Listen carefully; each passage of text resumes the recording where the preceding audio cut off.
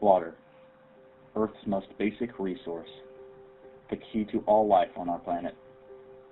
On Earth, there is 97.5% saltwater and 2.5% freshwater, less than 1% of which is actually accessible for human use. We use a mere 8% of the water available for human consumption. This small percentage is actually enough to quench our thirsty planet, yet at least 1.1 billion people do not have adequate access to clean drinking water, and 2.6 billion people lack proper sanitation. Except for desert regions, water would be easily accessible, but today, the same corporations that monopolize on our food and energy industries have begun on our water. So who owns water? What are our water rights? While each area has their own specific company, it breaks down to a major three: Veolia/Vivendi, Suez, and RWE/Thames. They lobby Congress to corrupt the government in favor of privatization, promoting their ideals. The pros of privatization are that private water companies safeguard public health, promote environmental stewardship, and deliver sustainable solutions in more than 40 countries. In the United States alone, these water and wastewater service providers support the needs of nearly 73 million people every day. That's almost 1/4 of our nation's population. Private water companies provide a broad range of solutions to the communities they serve. The experience and expertise they apply can have a profound effect on people, businesses, and the environment. We use private enterprise to meet the growing demands of citizens everywhere and deliver efficient results. As communities across the country grapple with the complexities of providing water and wastewater service, they are increasingly turning to the private water companies as a trusted partner to build, maintain, and operate these critical services. More than 2,000 facilities from New York to California are operated in public-private partnership contract agreements, allowing municipalities to maintain a critical role in the water services process while taking advantage of the extensive benefits that come with a private operator. Year over year, these contracts are renewed at an impressive rate, more than 93%, because of the superior service customers receive from these unique partnerships.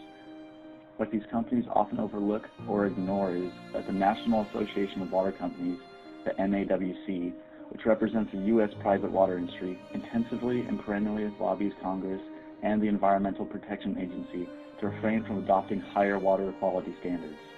In many cases, deals that the government agencies make with water companies include exclusive distribution rights for 25 to 30 years, effectively sanctioning a monopoly. Checks and balances that could prevent corruption, such as accountability and transparency, are missing at every step of this process, from bidding on a contract to delivering water. Contracts are usually worked out behind closed doors, with the details often still kept secret after the contract is signed, even though it is public that will be directly affected by the conditions of the contract.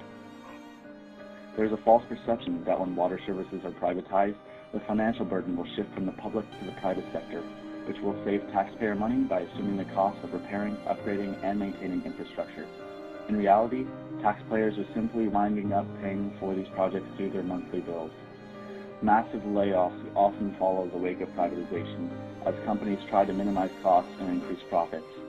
At times, service and water quality are put at risk due to understaffing, and multinational trade agreements provide corporations with powerful legal recourse. A private company, for example, can use the North American Free Trade Agreement's secretive tribunals to contest challenges to privatization. Contrary to public assertions, World Bank and International Monetary Fund privatization schemes in the developing world usually result in reduced access to water for the poor. Structural adjustment programs foisted upon governments seeking loans after include water privatization as a condition. Impoverished, politically enfeebled countries are hardly in a position to refuse these conditions, as doing so would cause them to default on their debts. As a result, the World Bank and IMF are able to provide lucrative and virtually risk-free contracts for multinationals due to guaranteed rates of return and investment protection clauses. Fully aware of bleak water supply prognostications, corporations are in a mad dash to obtain access to fresh water that they can sell at huge profits, as high as 35%. They give funding to the UN International Bank, which then offers aid to developing countries in exchange for their water rights. The companies then make the public water more expensive than bottled water or other bottled beverages produced by the company. Lawrence Summers says, "For every dollar the U.S. contributes to the World Bank, the U.S. corporations receive $1.30 in procurement contracts." These ultra-powerful companies are driven by economics alone, and there is evidence that they place making profit over securing public health and well-being. The best thing we can do as citizens is to become educated, increase awareness, understand and acknowledge the power these companies have, and look for ways to prevent them from privatizing more public sources. People in Wisconsin could boot Nestle out of their public water, and we can too. It just takes knowledge.